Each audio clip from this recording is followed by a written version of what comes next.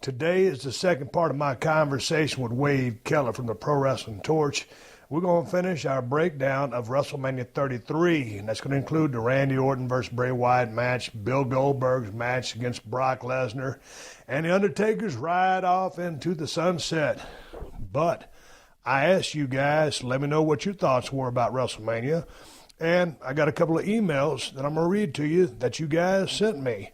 And one or two of them might or might not be WrestleMania related, but I asked you guys to send me some emails, and you sent them in. Well, here's one that's not related to wrestling.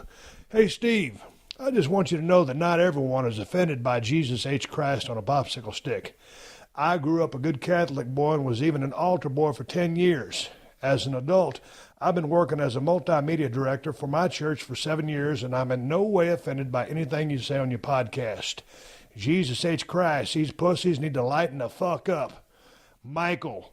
Thanks for the email, Michael. I appreciate that. I will not mention your last name because I don't want you to get any heat over there in your parish or church or whatever they call it over there. I appreciate the fact that I'm not offending everybody under God's green earth. Here's one comes in from Victor, and this is about WrestleMania. He says, and these are his thoughts. Hi, Steve. I believe the video packages before every single Mania match is what's making Mania too long, and two is all caps. The fans already bought the network or paid for a ticket.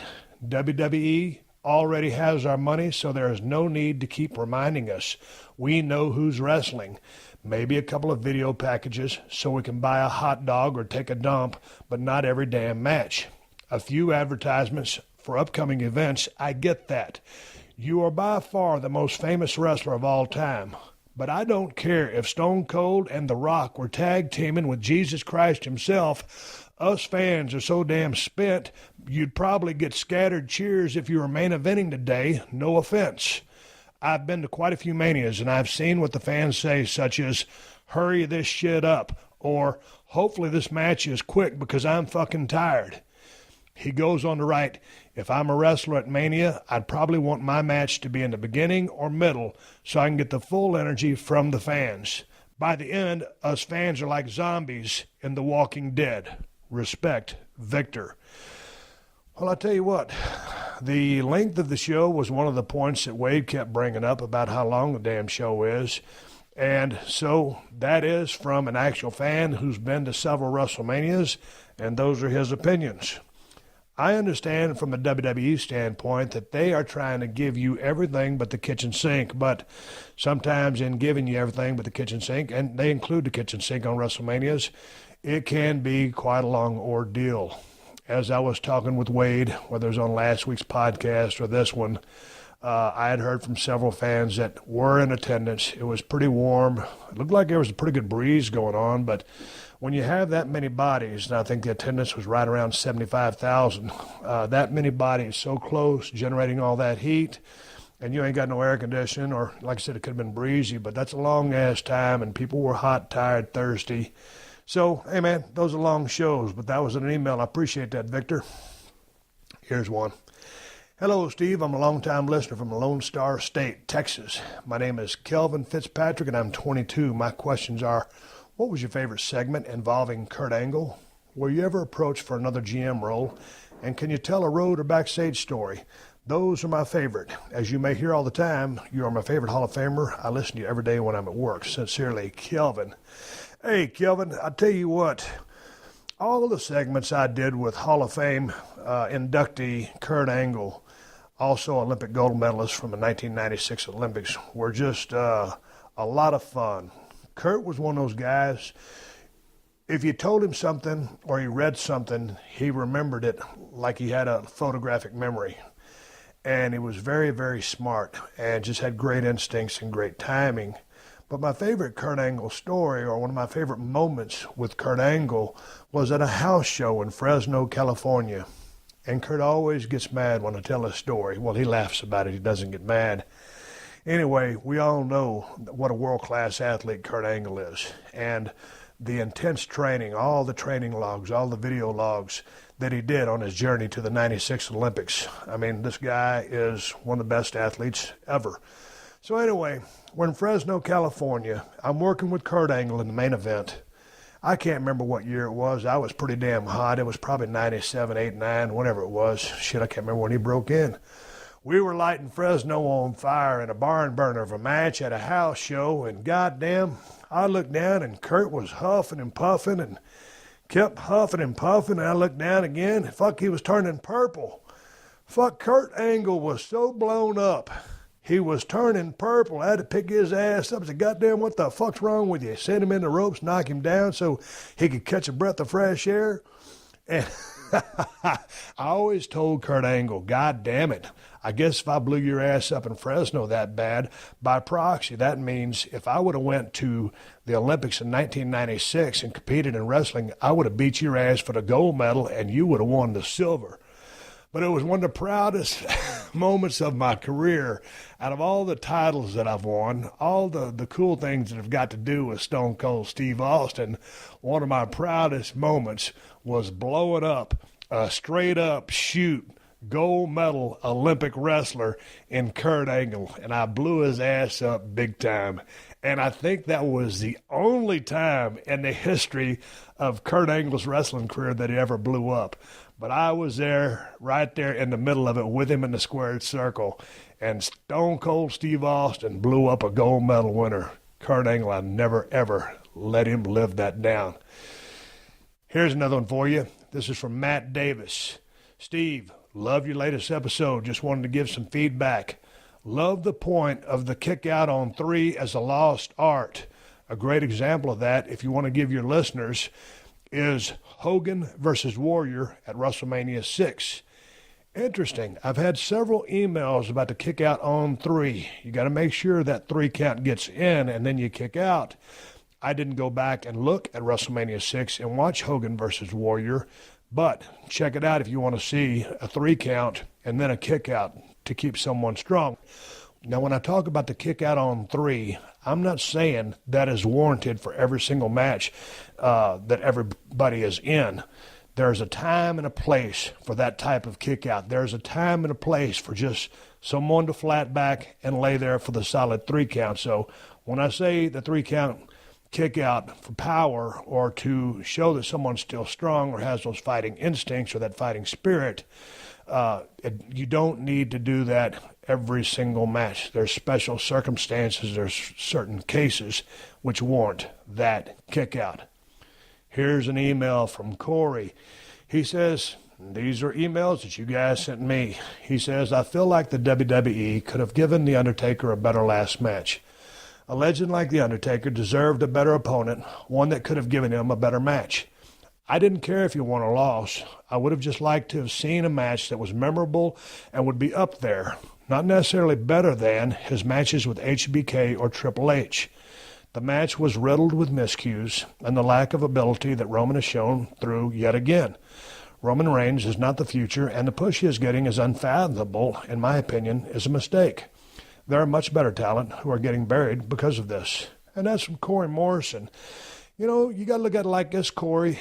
It wasn't about this being billed as The Undertaker's last match, because I didn't know that it was going to be his last match.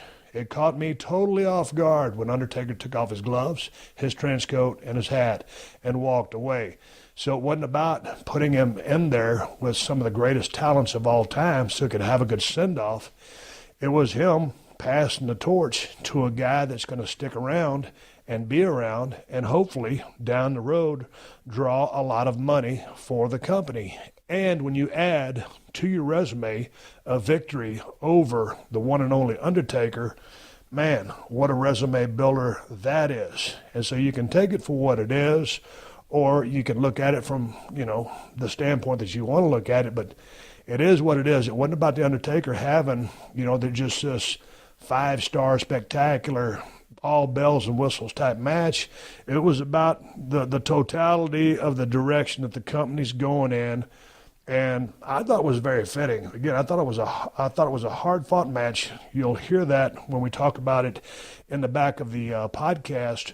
Back and forth match. It was exactly what I expected to be, a slugfest, a brawl, and in my opinion, You can nitpick anything, but when I watch these events, I try to watch the glasses half full, and I try to watch from a fan perspective and don't try to nitpick and critique every single thing.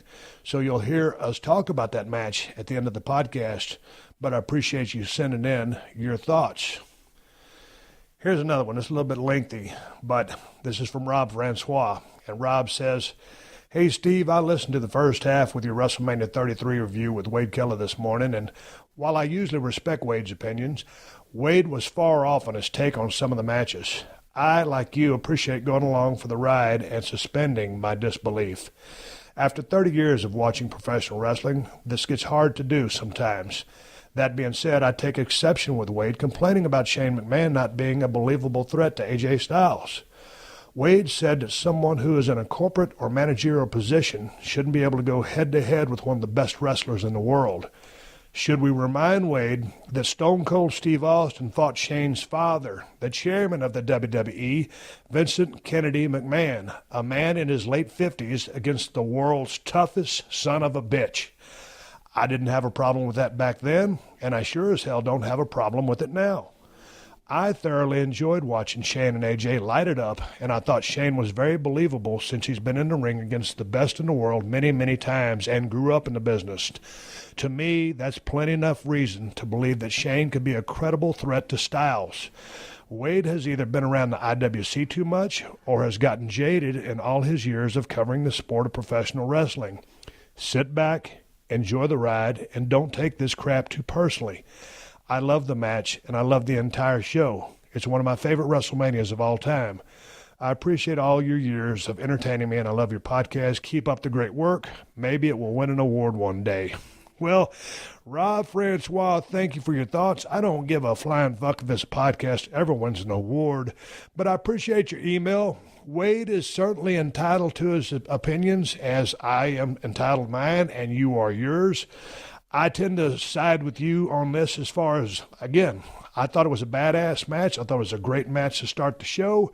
And I thought these two guys just ripped it to shreds, and it was a hard match to follow, as we're going to get into an email about that. But these guys worked their ass off. When I watch these things, I can watch, as critical as I want.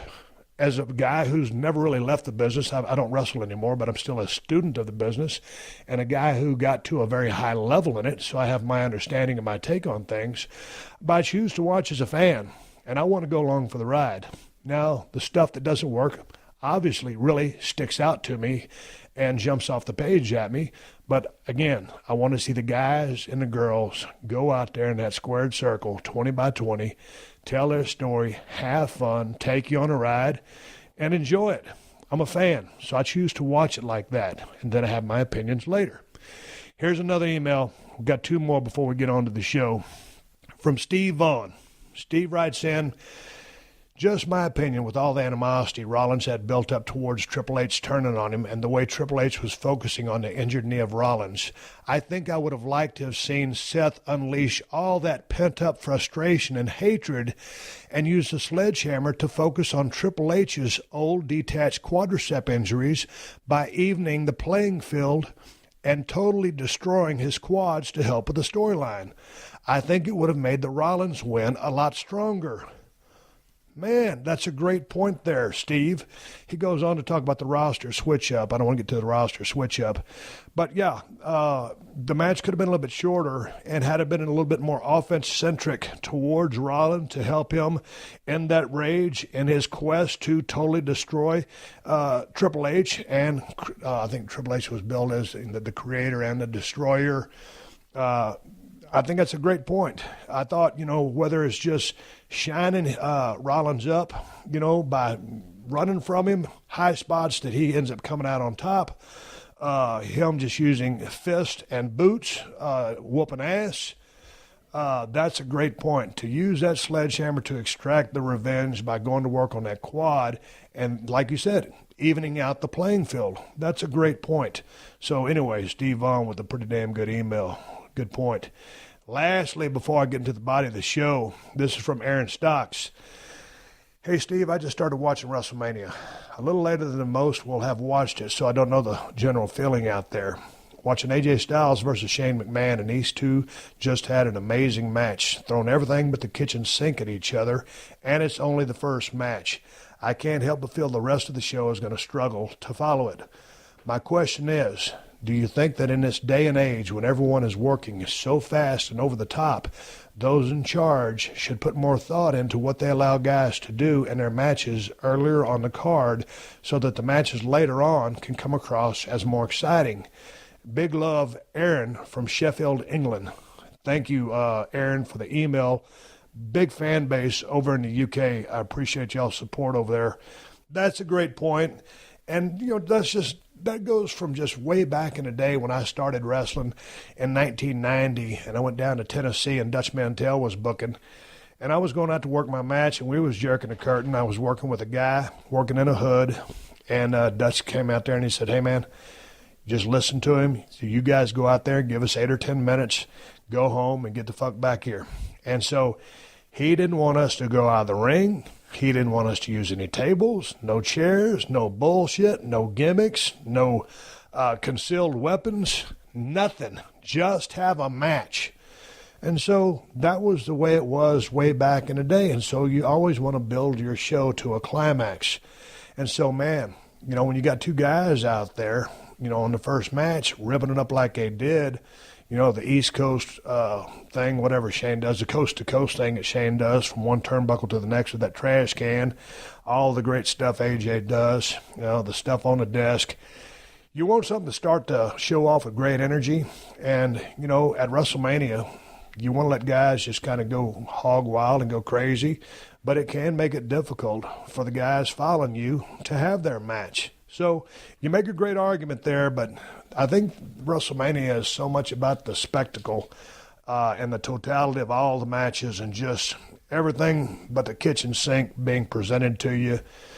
Sometimes that gets lost. And, man, when you have a performer like AJ and a special attraction, I would say like Shane, to come out there and do this match, you got to give them leeway to play a little bit, have some bells and whistles.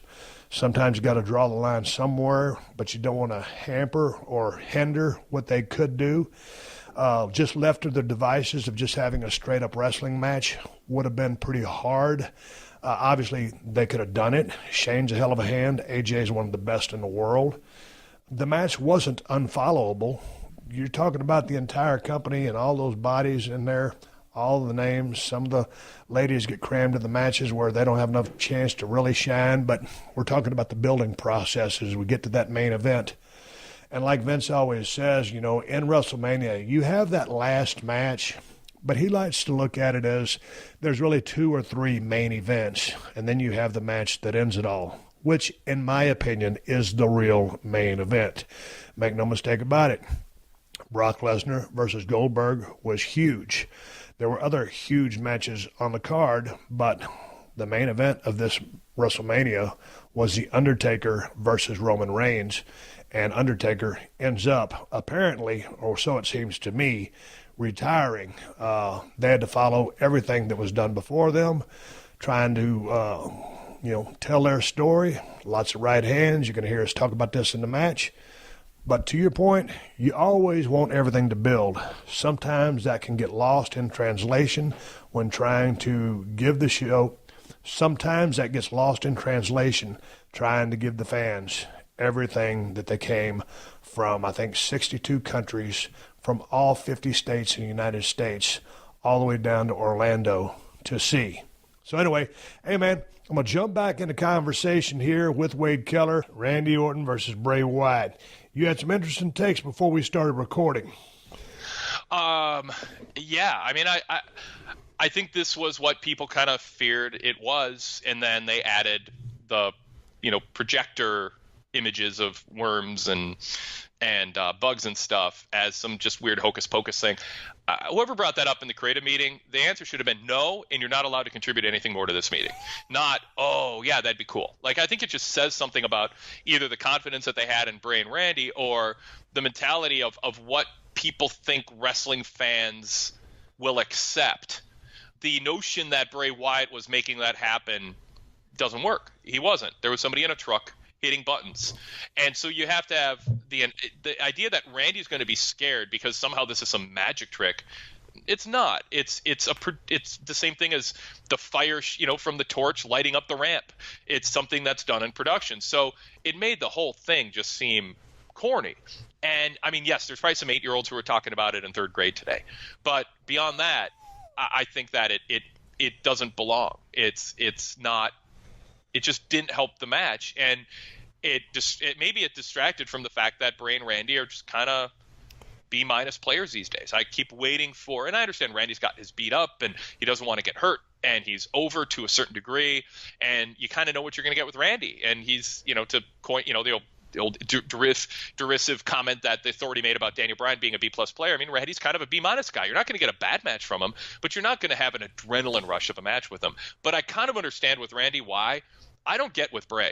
I keep waiting for him to have that match where he just seems like he's in the top class. And I think it's in him, but he just keeps coming up short in that regard. Every feud that he's had with a bigger name and a bigger guy or a contemporary of his who's in their physical prime, it just seems to be a notch or two below what you would hope athletically. And this is kind of what I expected, minus, and then you add worms and bugs to it. And it didn't help that this was one of the worst storylines I can remember in years. I mean, even on the pre-show, poor Booker and Lawler and Michaels and Renee are trying to talk about this feud, and none of it made any sense. Randy infiltrated Bray for all these months to try to do something to get ahead, and then a week later, Bray goes, "You didn't do anything. I'm stronger than ever."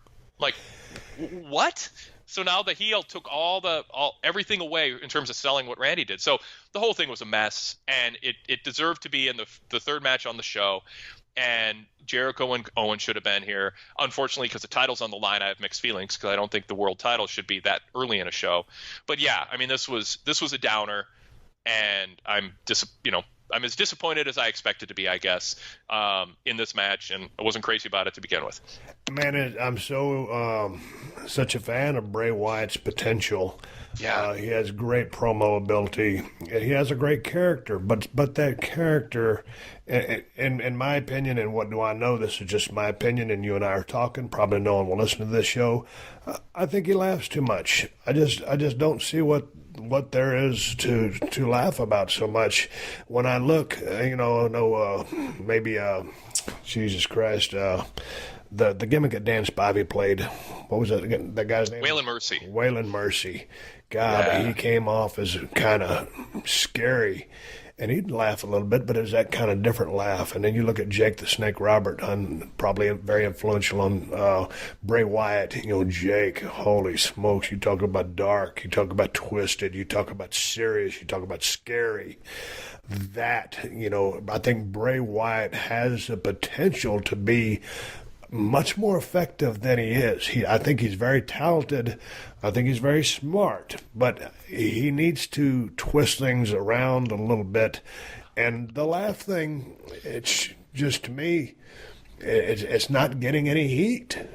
The upside down thing in the corner, he's, someone says something, he starts smiling and laughing. He's a god, he's an eater of worlds, and it doesn't add up to heat for me, or the fact that I take the guy in a serious fashion, and he's got a lot of talent. I just think he needs to be coached a little bit in a different direction. Does that make sense to you? Oh, totally. It 100% makes sense. It's trite. It's community theater. It's I have this character, and I'm just gonna pull the string, and then this laugh comes out. I pull the string, and now I tip upside down in a crab walk, and it doesn't feel authentic. And then I have all these social media pictures, because he's not protective of this character at all. And I have these social media pictures of him being all funny with Renee and Stephanie in an Instagram picture that got out there. Him sitting at a Denny's with his family, out of character, smiling. It's like, protect your character. The fact that he doesn't, I think, bleeds through into the just kind of community theater, I'm just here to put on a show and collect my paycheck thing. And I would think, as a multi-generation guy, there'd be something more there. When you're talking about who he reminds you of, yes, there's Jake and there's Waylon Mercy. What I think he needs an injection of is some Mad Dog Vachon.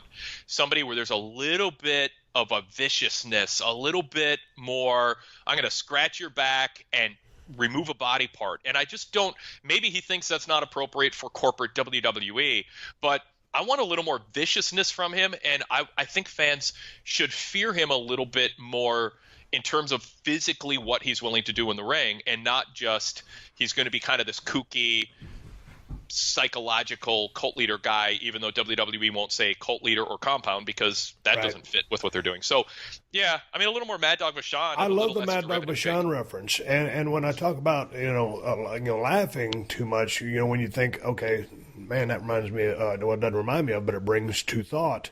Doink the Clown when Matt Bourne played him. That kind of laugh was scary, and that guy's Matt Bourne. Jesus Christ, he scared the crap out of kids, and he was a great worker as well. But that, god dang, whether he was ribbed or whatever when he got that role, or I can't remember. I was talking to Bull Dempsey, and he gave me the 411 on that. But I mean, he turned it into a real badass gimmick.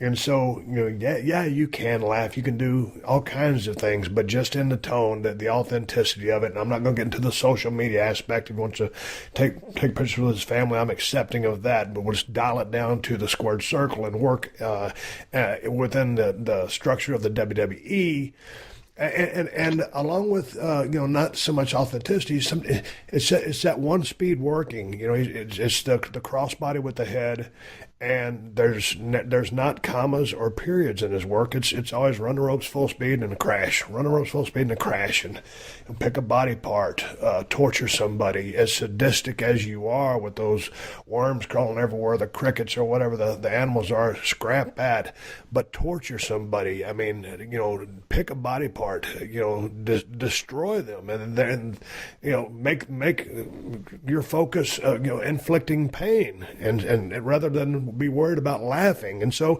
anyway, to go back to the match, let me digress. I thought that the crowd just really wasn't there for these guys. Both guys worked hard.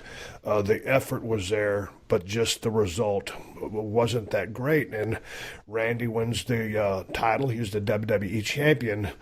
But where do they go from here? I have no idea.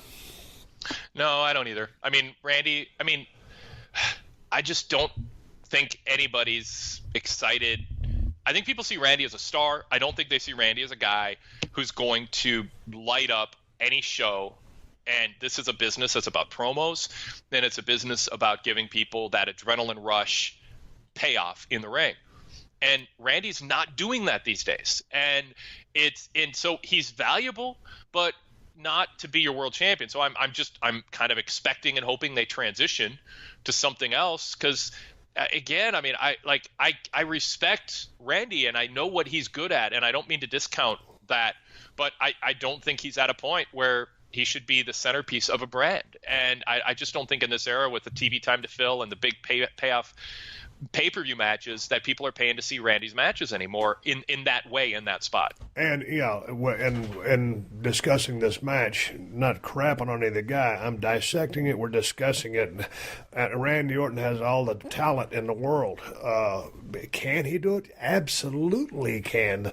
The mustard, the relish, the salt and pepper on his work has gotten dissipated into this smooth flow of exchanges, and that killer instinct is kind of gone. I mean, he can go like crazy. And one time I saw him, and he had kind of really let himself go in a promo, and I said, God dang, I said, did you feel that? And he said, yeah. I said, keep doing that.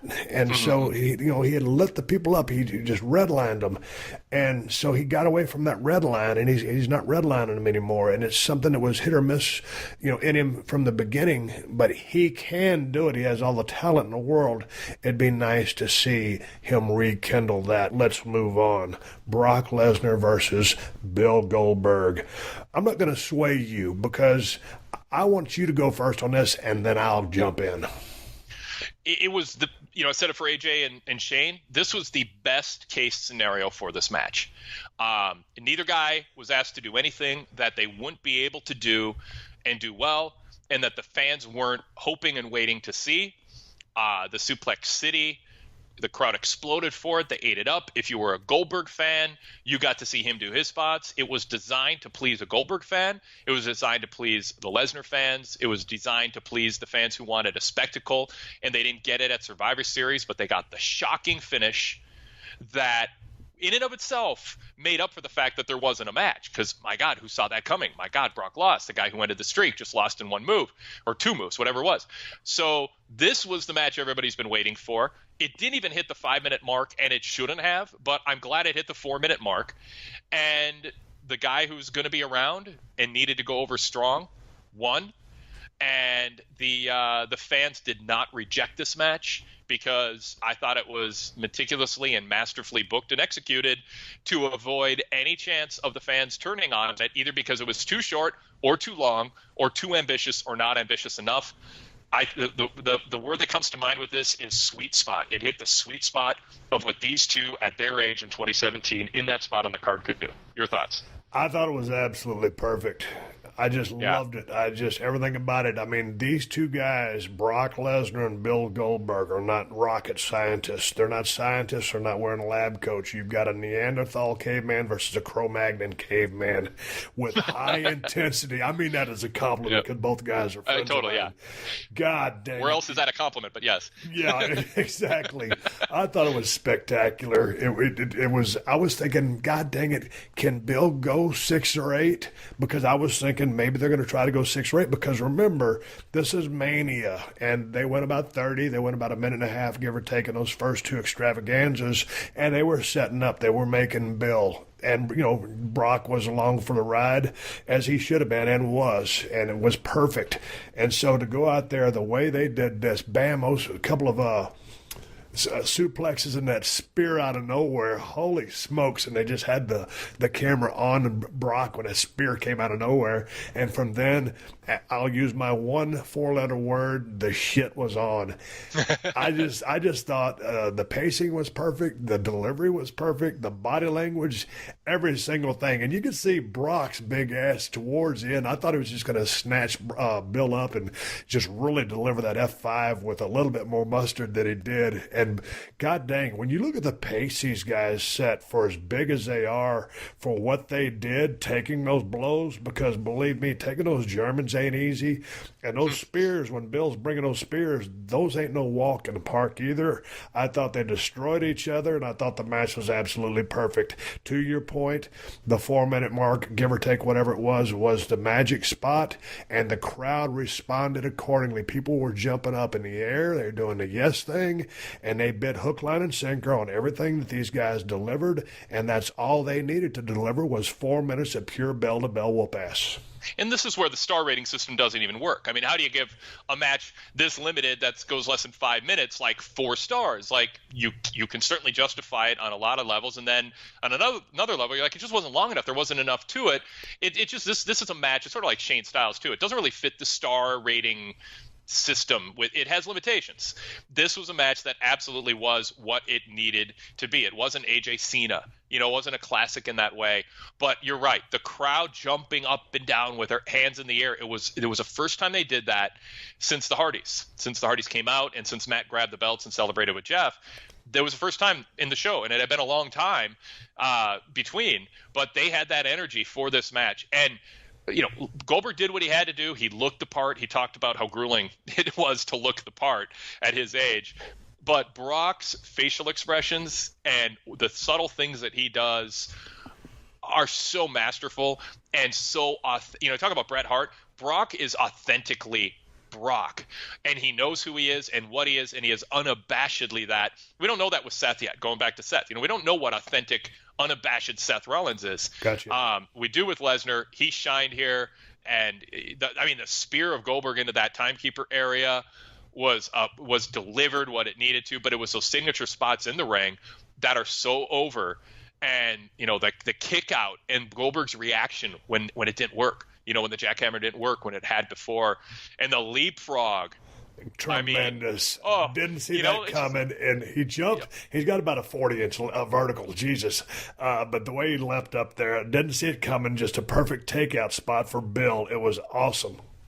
It was, yep. That's the thing. There was more in 4 minutes, 45 seconds to get excited about, or as much as there was in Seth Hunter in 26 minutes. And I think that's the point we're making with Seth Hunter is Seth Hunter, we could be talking the same way and the crowd would have reacted the same way if they just had cut down the match. And that's why I say this hit the sweet spot. And that's sometimes, I mean, Steve, you've been in so many of those situations where, you got to make how do you tell the story, in how long, where are we on the card, what's the crowd, where are we in the feud, all of that. And sometimes you hit that sweet spot and everything comes together. And they did that here. And it was. And when you think length of time, or versus, or along with stars, or how do you rate this, or how do you judge it? What do you compare it to? You don't. You're trying as two performers and the company in general, and telling this story, which was told wonderfully. How are you going to affect that crowd? Did their performance affect that crowd? Yes, it did. Not a single sumbitch was on their seat at the end. Everybody jumped up, and they were happy that Brock won. Actually, it'd have been funny had Goldberg won. I wonder if they would have booed, because everybody knew it was Brock's time. It was Mania. Brock's going to be there down the road. But did they affect the crowd? Yes. Did the crowd buy in hook, line, and sinker? Yes. Did the people react? Yes. You can go out there, you can do all the scientific stuff, all the little technical moves, and if the crowd ain't buying, you ain't done what you needed to do to get them. They did what they needed to do, and I was worried. I was thinking, God dang, Bill, but like I said, both guys are friends of mine, but can Bill weather this storm that Brock's going to bring? And going back to WrestleMania 20 at Madison Square Garden, I was there front and center. These two badass individuals, and just quite frankly, they know it. I know it. The world knows it. This shit didn't go good that night, and it was terrible. All these years later, didn't even think about that, and I didn't even think about that. I was just wondering in the back of my mind, and I was just watching, as I said earlier in the podcast, as a fan, and watching my two buddies go at it, and they crushed it. I loved it. Going back to 20, did you have a sense that they had a sense that it could go that badly? I don't think there was a sense of how bad it could go. I think it was both guys were leaving, and neither one really, had plans for the match, or just, I don't want to say they didn't care, because that would be irresponsible of me, because I didn't say, hey man, what happened? Did you not care? So I don't know why that match went so bad. It just didn't go good. It just, how did you describe that match? It was a time when the crowd knew more than I think the promoters knew a crowd would know. Like it was the beginning. That both guys were leaving. Yeah, and I think it was the beginning of having to book legitimately for the internet, like for knowledge being out there that promoters were used to fans not knowing going in.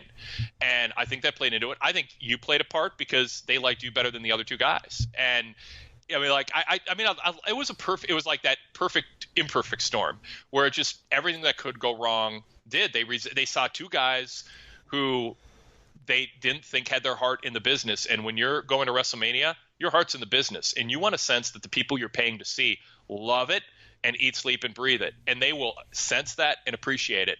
And I think they sensed that was not the case for the two people who were wrestling. And so, yeah, it was a perfect storm in that way of a crowd rejecting a match. And it is really, really nice that all these years later, these guys hit a grand slam in that 4 minutes, satisfied the crowd, and they damn sure satisfied me. I hope they're both happy with the crowd, happy with the match, because I thought it was exactly what it needed to be. Let's move on. Go ahead. One thing I want to give credit to the directing at the beginning of the match. When Lesnar hit the three Germans, and then that camera shows Lesnar celebrating, like, ha, ha, ha, now I've got Goldberg figured out. It was like this chill. If you're a Lesnar fan, you had chills. And they didn't show Goldberg getting up and flying through the air to spear Lesnar. All you saw was Lesnar getting speared. Like there was no warning, and it was perfectly shot. And I just want to give credit to that because it wouldn't have been the same thing. The audience in person saw it coming. But on TV, all you saw is a cocky Lesnar boom, getting hit out of nowhere. I thought that was like really smart, and I'm 99% sure it was intentional. I didn't elaborate on that probably accurately enough, but I did refer to that spot because, he just entered frame, and there was Brock, and it was just it was just an arrow, of this gigantic arrow flying through space, and bam, he goes down. Impact was like quadrupled or tenfold just because you didn't see it coming. Like you said, the crowd saw it. Had they been shooting this thing wide, old school style from the 70s or 80s, you would have seen it, but the way they shot it, you didn't see it coming. It just maximized the impact and the effect. and Lesnar's facial expressions and body language. I mean, I just can't say enough about him. I mean, the glee, and I mean, it was just the equivalent of celebrating before you cross the end zone, and then the look on his face when Goldberg blindsided him, it was like, holy shit, oh my god! It was just like, it was great. Yeah, I loved it. So hey, so we got the next match. We have Naomi, Alexa Bliss, Becky Lynch, Mickie James, Carmella, and Natalya. Holy smokes, these ladies were put in a real tough position because you have 1, 2, 3, 4, 5, 6 ladies out there, 6 women out there in a championship match going right before the main, right after a blockbuster in the Brock versus Goldberg thing, and you're setting up for the main event. Naomi ends up defeating Alexa Bliss with that submission hold. I thought the hold was very unique.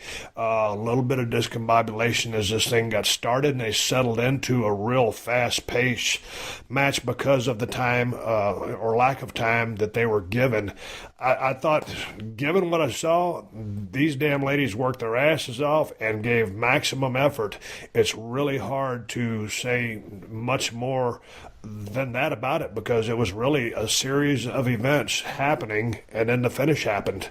So there's not a whole lot I can elaborate on, but just because short on time, 6 bodies, 1 belt, that's a tough thing to pull off. And I would say that they pulled it off about as well as they could. I agree. I mean, they were in a tough spot. Nobody wanted them to go longer than 5-6 minutes, and there's 6 of them. So you can't go 3 minutes because then some people aren't even going to get anything in. So yeah, I mean, it was a rushed match that they managed to not make feel like it was rushed. It was a come down off of Goldberg Lesnar. With the work that they did on the SmackDown brand, any 2 of them should have had a one-on-one match that was given the spotlight and a chance to shine. There just wasn't space for that on the show, and so they did the best with what they had. Yeah, I mean, I kind of forgot it was there when we were moving on from Goldberg Lesnar. But in a way, it served a purpose. It brought the fans down a little bit before the main event. But then when you start talking about, the order of the card or this person in the pre-show should have been on there, and then all of a sudden you have these 6 bodies, these 6 people here. It's like, man, all of a sudden you start building that card and the names start filling up and you're trying to get them all in a match. And so then you put 6 women in one match to make sure they make the show because, the women's movement is happening so well, these title matches, and they're doing good business with them. But God dang, it'd been nice to see one-on-one there, one-on-one. Yeah. And 4 of the women going to have to sit out. But it would have been nice to just see a good straight single. Oh, I agree. There's a reason people buy lottery tickets. They're willing to give up $1 in order for the possibility of getting everybody's dollar. And I think with the women in the division, there's more value in having a one-on-one match than everybody splitting, 6 ways the glory that comes with being on WrestleMania, because then nobody wins. Everybody everybody gets $1. Nobody just wants to win $1. You want to win a big grand prize. Have the, if the timing doesn't work out and somebody's off the show, so be it. But I think any 2 of them deserve to have a one-on-one match, and that would have been more important than whatever all 6 of them got out of all getting to be on the show. So anyway, the 6 women, a little bit of time, 1 title on the line. Naomi, the hometown girl, wins the title. It's a feel-good moment, cool entrance. Ladies worked hard, but they were short on time, and that's all I'll say. Here we go. Let's talk about Roman Reigns and The Undertaker. And god dang, Jim Ross came down to do the announcing on this match to join Michael Cole and JBL. And, man, to see Jim walk down that ramp after what he just went through with his wife passing, it was just... It was good to hear my friend on the horn again calling a match.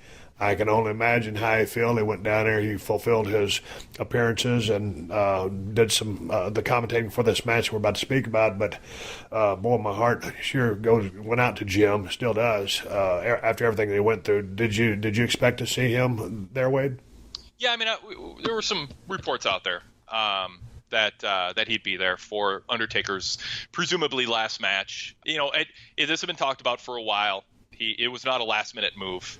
No, it wasn't a last-minute move. It's just... But we wanted to keep it quiet. I was expecting to come out, and I was really happy for him. I mean, a week ago, I was, Jim was on my show just a few weeks ago, and he's a regular guest on my show, and it's just like his love for wrestling is there. He didn't hint that he was going back to WWE, and then a week ago, just communicating with him privately a little bit. I know how devastating losing Jan was to him. My heart was broken. It just so.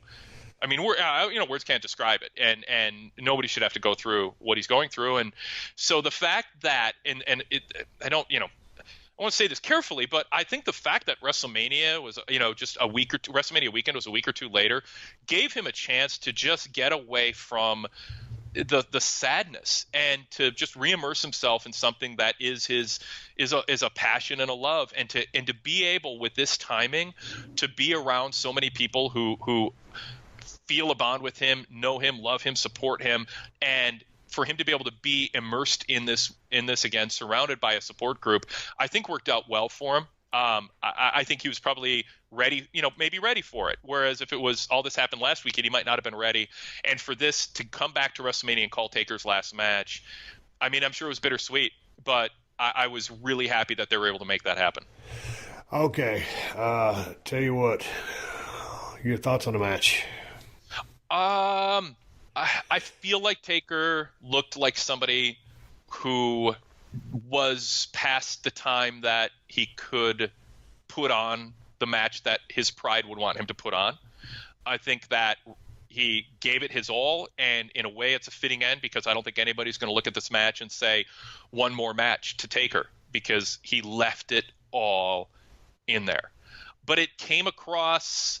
I don't think the crowd knew how to take it. You have two baby faces against each other. Obviously, huge portion of the fan base doesn't like Roman. That doesn't make him a heel. It makes him a rejected baby face. And because he's framed as a baby face. He's talked about as such. He's, and all that. But they wanted to see Undertaker win, but Roman was the more physically dominant guy who clearly was carrying the match. I just was I don't think we want to get to a point watching a guy wrestle who we love and appreciate what he's done for something that we love watching, and be worried for him. And I sort of just felt like it had reached that point. So I think watching it back, there's some good moments, and then there's some moments that were a little uncomfortable to watch. Ultimately, would Undertaker Hunter from, 5 years ago, have been a better final chapter for Taker, and he would have ended on this hot streak of great matches?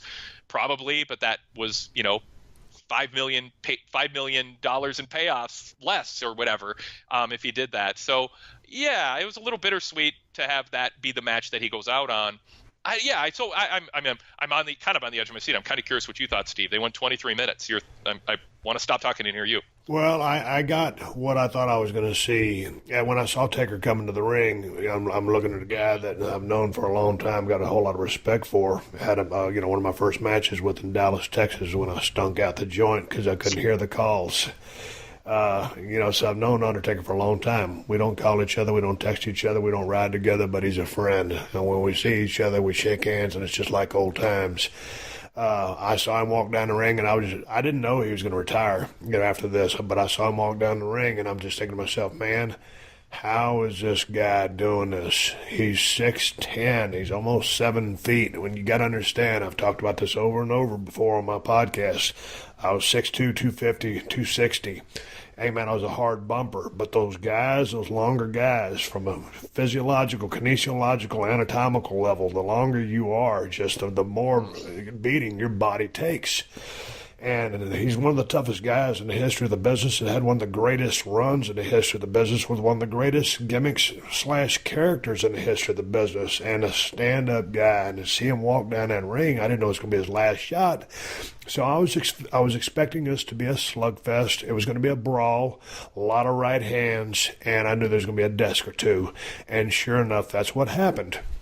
So I watched the match when it happened live.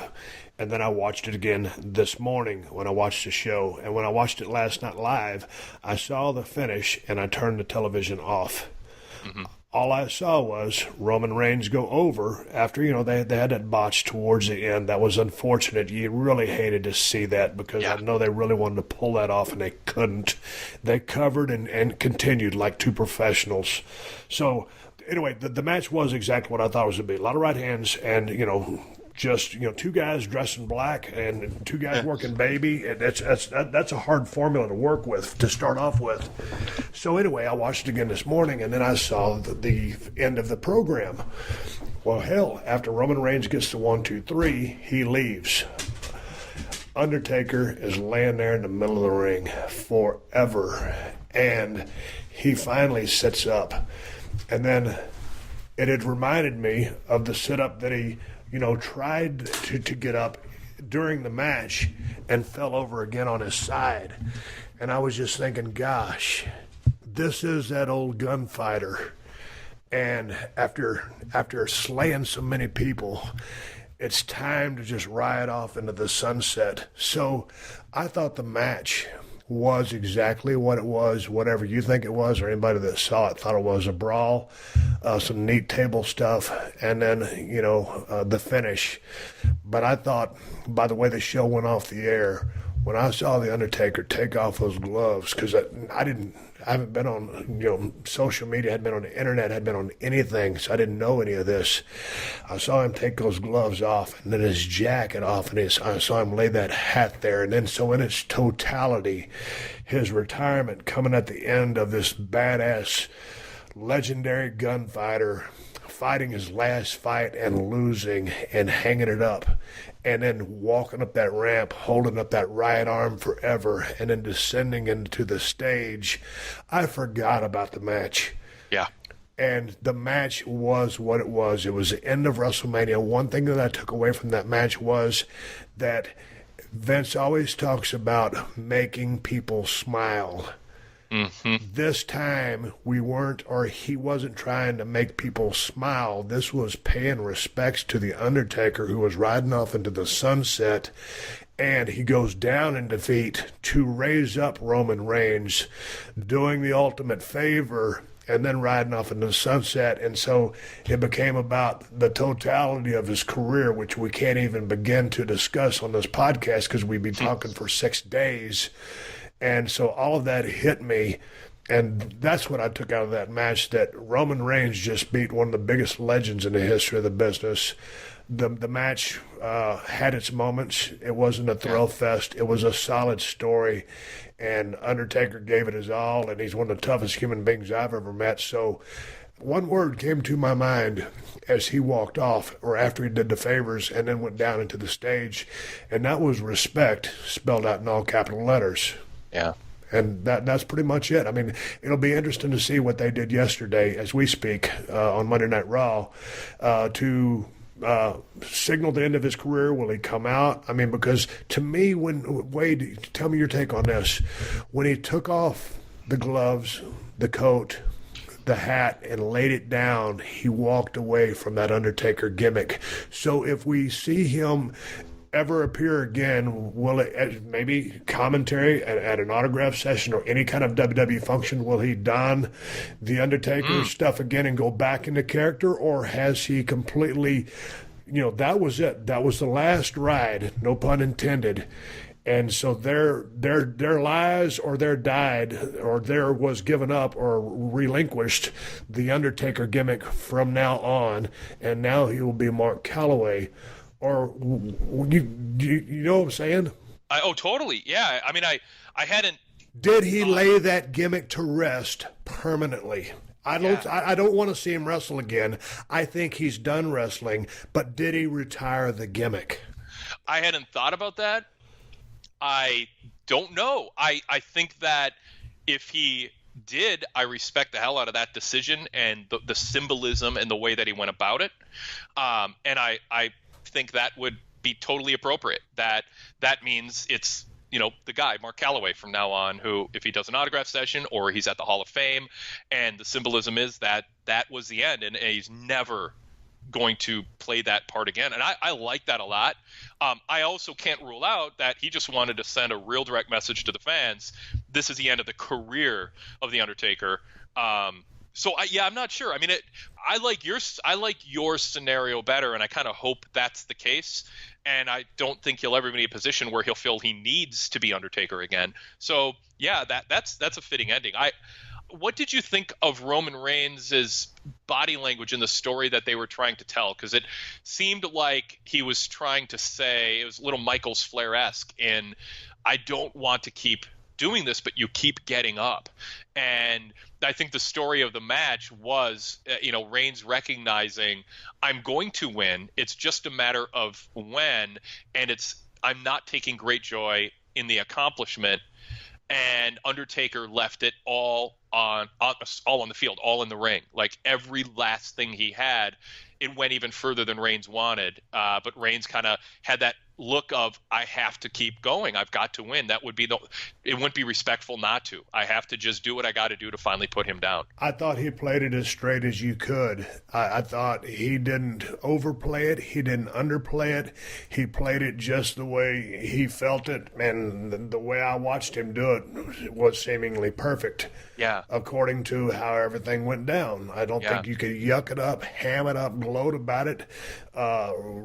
Who knows what they're going to do with him? Will it remain a baby? Will they turn him heel? This was about getting a win. He got the win. The Undertaker retired. So now we see, in the coming weeks, months, or whenever, what they decide to do ultimately is direction with Roman Reigns. But as far as playing the moment in this match, I thought it played it right down the middle and did an outstanding job. Hey, the one little botch. I mean, Undertaker's such a big, long, heavy guy. I mean, and at the time of the match when they did that after several big bumps and fatigue factor and everything else, that was a hard spot to watch. But as far as Roman Reigns did, he did his part. He did outstanding, as did Undertaker, He did the best damn job he could. I'll tell you what, he's tougher than I am, and I give him all the credit in the world. So I just come away from it with, at the end of the day, Roman Reigns got a hell of a win over one of the biggest names in the history of the business, and I know he'll, from a shoot level and from a personal level, or from a professional and a personal level, will respect that. And I'm glad that they made the match about Undertaker ultimately and not Roman Reigns. What Roman does on Raw for the next few weeks to establish how this win and what it meant to be the last opponent, presumably, and I think safe to say, for Undertaker, is a story. But I wouldn't have wanted the match to be Undertaker's last match is a way to try to get Roman over as a heel or anything like that. I like that the story for Roman is what happens afterwards, but the story of that match was, yes, Roman was an observer and a participant both of Undertaker giving his last gasp. And it's something that I know Vince really wanted Roman to be part of because Roman's a big part of WWE's future. John Cena may not be. Certainly at a full-time level for 10 more years. He sees a lot of money in Roman, Cena not. So I get that. But I think it was really smart to make that the final 3-4 minutes and really the whole match more about Undertaker than Reigns, and that was even reflected in the commentary. And in wrapping up the podcast, I think you said there were a lot of thumbs up, but you said there was almost as many thumbs downs. I'd heard on my Twitter account that some people mentioned that they didn't really care for WrestleMania. I did. And some of the guys, missed on their matches. Some of the storylines didn't quite work. The crowd didn't buy into some of the moments. It's very, very hard to work in an outdoor stadium because the sound can get, just lost in the sky and you can't really hear it. So sometimes they're a little bit deceiving. But in watching the match, if I had the volume turned down, there's a couple of guys that missed. But in the totality of the show and in watching The Undertaker retire after a very hard-fought battle, if it was basic, but a hard-fought battle, the emotion for me and just the visual and the spectacle of him retiring, I thought it was, I really enjoyed WrestleMania because there were a lot of great moments. There was a lot of great matches. And the Hall of Fame inductees, that was a great class of Hall of Fame inductees. Congrats to all them. But I gave it a thumbs up. I really enjoyed it. I was looking back as they have these build-ups of the greatest WrestleManias of all time, and I know 17 was one of the top ones. But you can't always – it's just like a match. You put a card together, sometimes you have that night of just, everything working gangbusters. Sometimes you go out there, you have the greatest match you ever had, and then sometimes you just go out there and totally crap the bed. So I thought and looking back at the looking back at the whole entire thing, very, very long. It could have been a little bit shorter, but I really enjoyed the event. I really thought it was a really, really good WrestleMania for me, myself, and what I got out of it. And I give it a thumbs up. I mean, we've got like 3,000 some votes in a quick poll I put up last night. 53% thumbs up, which isn't greatest of all time by any means, but it's it's encouraging in the sense that, hey, I mean, it's thumbs up, more than half.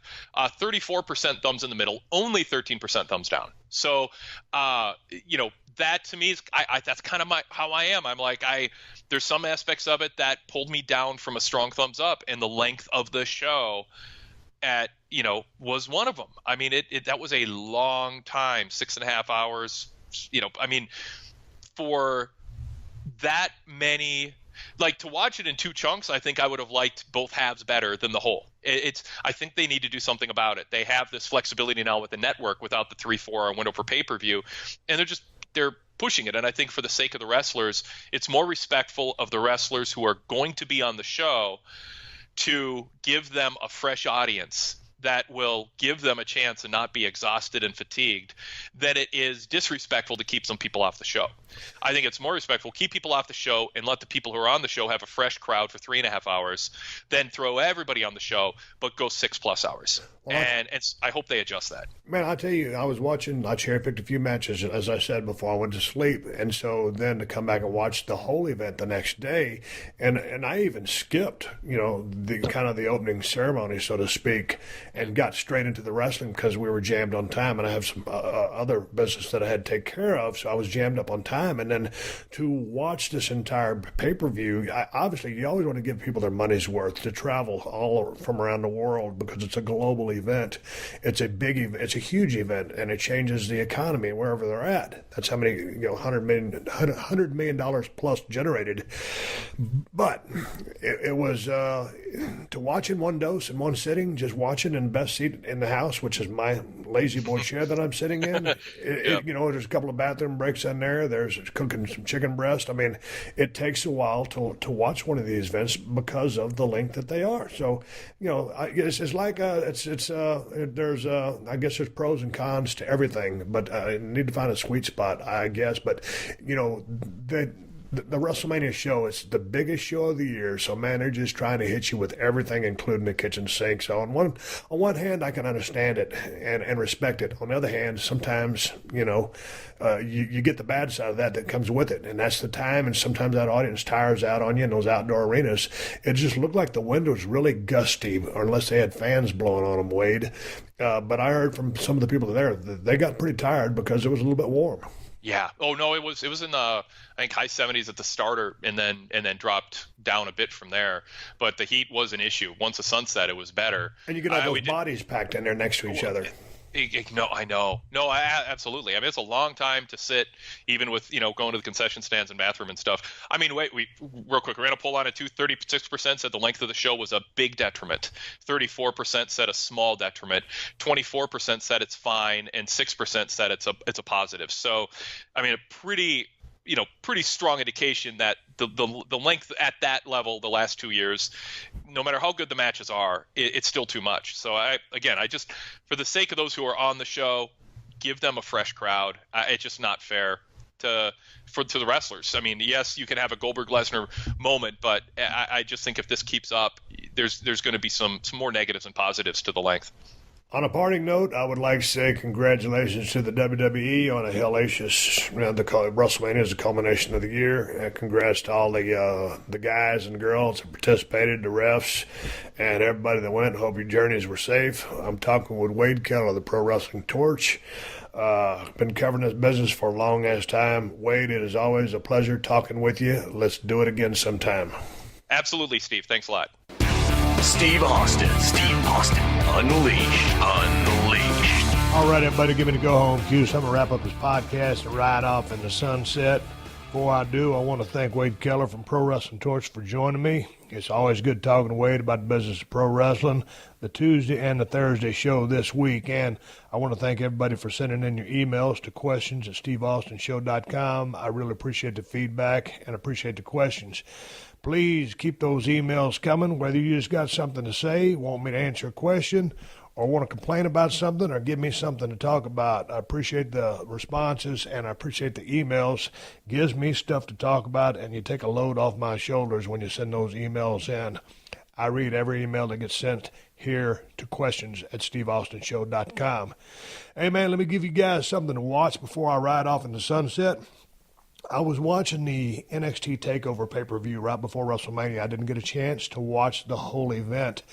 But what I did was cherry pick one match, and that was a triple threat tag team match between Revival, Gargano and Ciampa, and the Authors of Pain. And I tell you what, that's a damn good match. Triple threat tag team matches can really be clusterfucks. I don't like triple threat singles matches, three ways, whatever you want to call them, four ways. I can't stand none of that shit, whether tag or single. Especially working them. Watching them, that's a whole other thing, if they turn out good. This one, in my opinion, turns out gangbusters. I thought all three tag teams worked their asses off. We've all seen Revival take on Gargano and Ciampa many, many times, and they always have these classic matches. These guys can work their asses off. I had never heard of the Authors of Pain. Turns out they're the NXT Tag Team Champions. They roll into this match, and who else than Paul Ellering?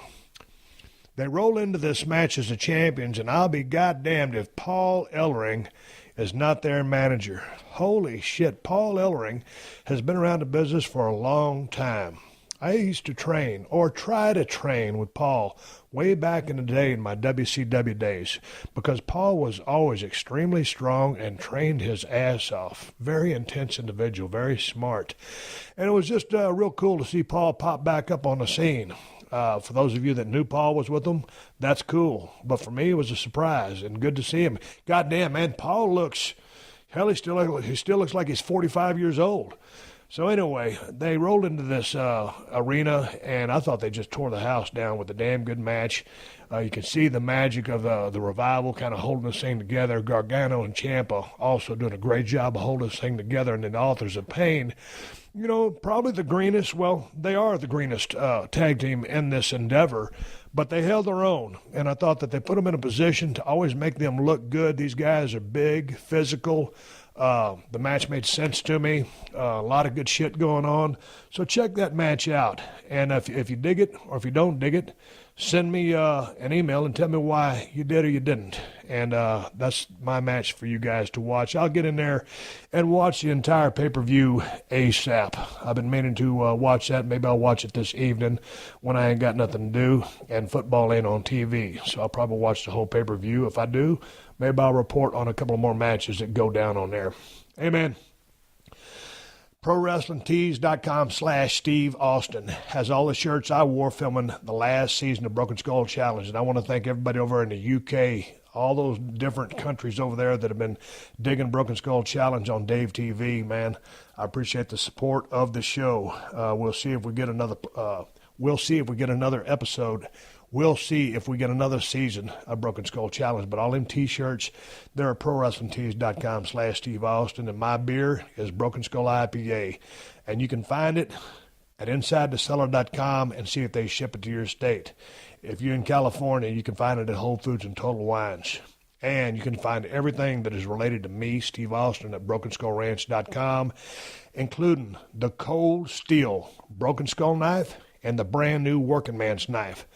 Cold Steel Broken Skull, a little bit more expensive, high-end, Working Man, a little bit more cost-effective, just as high quality.